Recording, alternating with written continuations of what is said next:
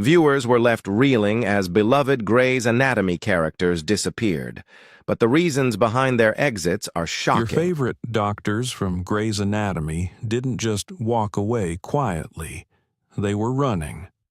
One spent years in therapy just to prepare herself to leave.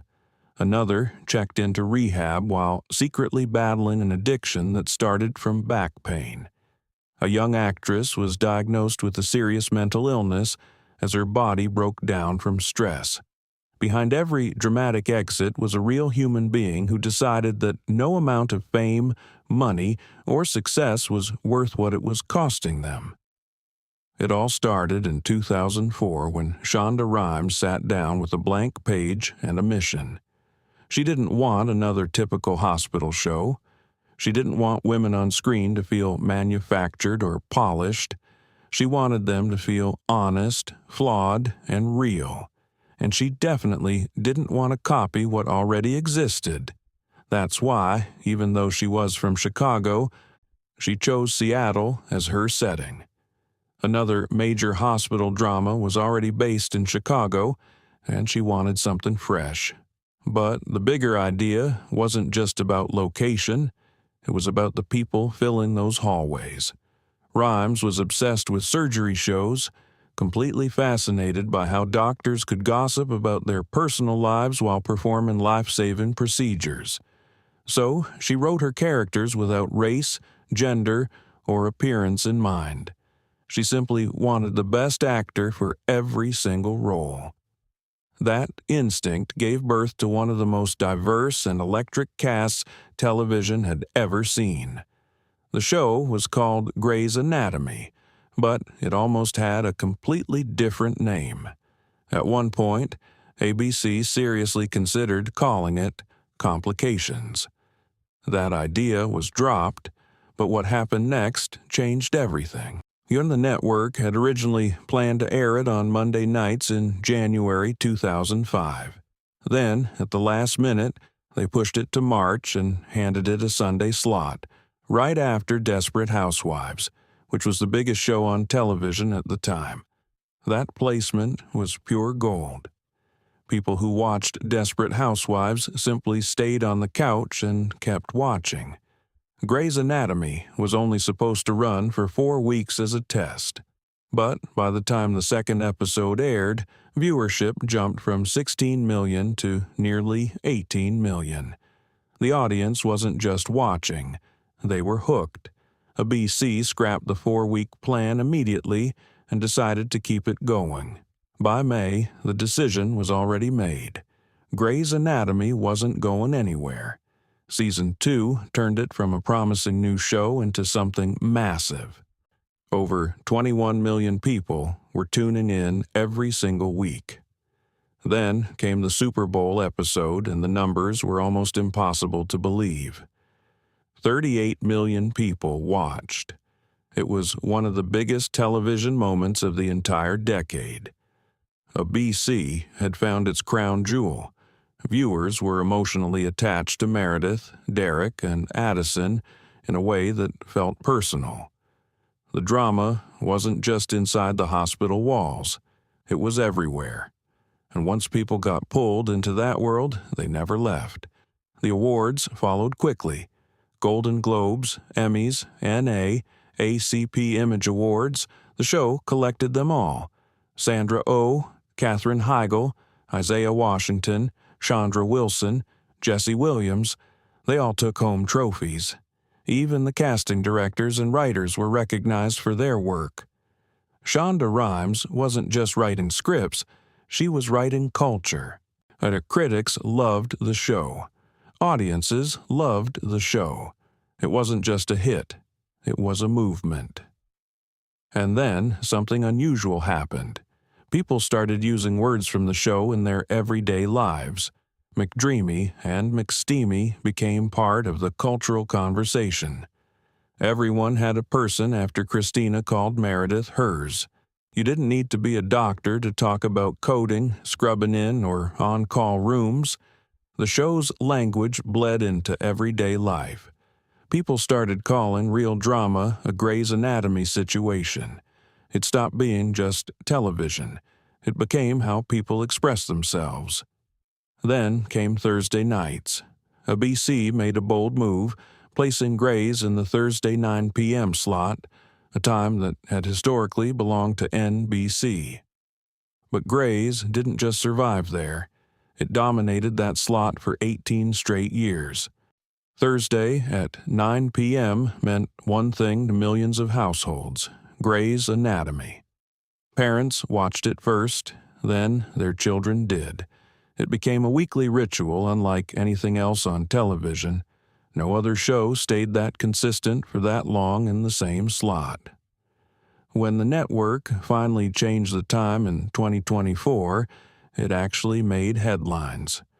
That's how deeply the show had embedded itself into people's lives. But Grey's didn't just live on broadcast television. It found an entirely new life on streaming. Suddenly, people who were too young to watch it back in 2005 were consuming 20 seasons in a single month. In 2024, it became the most streamed drama of the entire year.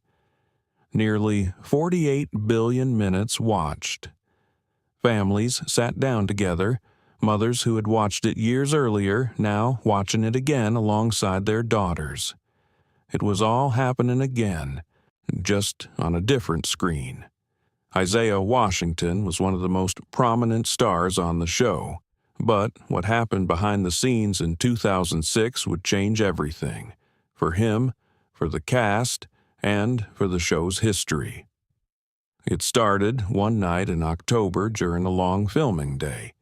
Patrick Dempsey showed up late to set, and Isaiah didn't take it well. Whatever the reason, the situation completely escalated. Isaiah shoved Patrick against a wall and the confrontation turned ugly. Crew members froze. One of them, Marty Carrillo, later recalled how Washington's expression shifted right after, like he realized in that moment that he had gone too far. Filming stopped immediately and everyone was sent home, but that wasn't the most damaging part of the night. During the argument, Isaiah used a deeply offensive slur loud enough for others to hear, and it was aimed at T.R. Knight, who wasn't even involved in the conflict. T.R. hadn't spoken publicly about his personal life at that point. His own family didn't know. The news spread fast, and it didn't just expose T.R. Knight. It forced him to confront something deeply personal in the most public and painful way possible. Crew members were stunned. T.R. later said it was the first time anyone had ever used that word against him directly. He went on Ellen and explained how the experience fundamentally shook him. He felt something shift inside him. He couldn't stay silent any longer. So he shared his story in a People magazine interview. It wasn't how he had planned it, but he wanted ownership over his own narrative. Isaiah didn't make anything easier. A few months later, the show won a Golden Globe. In the press room, instead of quietly letting the scandal fade, he made it dramatically worse. When reporters asked about the incident, he repeated the exact same slur again in front of the media, while claiming he hadn't used it. The backlash was immediate and overwhelming. A major civil rights organization released a strong statement condemning his words. A BC released one too. Washington apologized. He admitted what he said was wrong. But the damage had already spread far beyond what an apology could fix.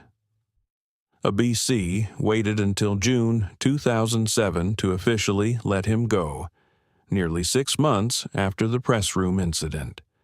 Many people felt the delay showed the network hadn't acted with enough urgency. His character, Dr. Burke, was written out of the show. He left Christina Yang without warning, and then he was gone, until 2014. 7 years later, fans were genuinely shocked when Isaiah returned for one final episode. Not everyone was enthusiastic about it, but there was a specific reason it happened. Sandra Oh, who played Christina Yang, made it a condition of her own departure. She wanted closure for her character, and she wasn't willing to leave the show without it. Isaiah later acknowledged that Sandra had essentially won that decision. Even advocacy groups pointed to his more recent public work supporting equality as a reason the return was appropriate.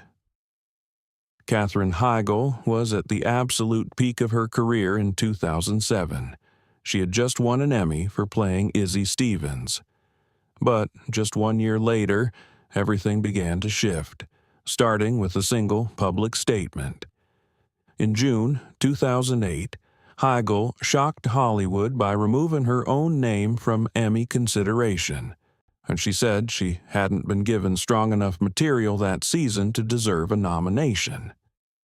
Those words landed like a punch. The writers on the show felt completely blindsided. Shonda Rhimes stayed publicly quiet at first, but behind the scenes, something had permanently changed between them. That one decision created a ripple effect that would follow Heigl for years. She later admitted it wasn't her wisest choice. She told a reporter she was simply trying to be honest, but looking back, she said it felt like an ambush to those involved. The damage was already done. Rhimes eventually responded with a line that was quiet but icy. When asked about Heigl during an interview with Oprah, she said simply, "When people show you who they are, believe them." The remark wasn't loud, but it echoed through the entire industry. Writers felt betrayed. The tension spread across the set. Everyone could sense it, whether they said anything out loud or not. Then came a genuinely life-changing moment for Heigl. In September 2009, she adopted a baby girl from Korea. She described it as transformative. Her entire set of priorities shifted overnight. She wanted to be fully present as a mother, not just a working actress. She took a 3-month leave from the show. At first, the production adapted and moved forward. But as she continued missing work and scripts had to be rewritten repeatedly around her absence, patience began to wear thin behind the scenes. She eventually asked to reduce her hours on set. Those conversations didn't go well. So, in 2010, she requested to be released from her contract 18 months early, citing her family as the reason. But the behind-the-scenes reality was more complicated. Producers had simply reached their limit. Her character Izzy just disappeared from the show without explanation. One episode she was there and the next she simply wasn't. No farewell, no final scene, just gone. One of the writers later mentioned they had planned a proper send-off for Izzy, but Heigl hadn't come in to film it. Her representatives offered a different version, claiming she had been waiting in Los Angeles for a call that never came. It was a breakup where both sides stopped communicating, and then one side quietly moved out. When Rhimes finally released her from the contract, it was permanent. Not even a goodbye scene made it to air. It wasn't until years later that fans received any hint of closure, when Alex Karev's departure revealed he had gone to be with Izzy off-screen. But the story continued beyond the show. In 2014, Rhimes gave an interview about her newer projects, and when asked why things ran more smoothly on those productions, she didn't hold back. She said there were no Heigls in this situation and that she had no tolerance for difficult behavior on set. Everyone in the industry understood exactly who she was referencing.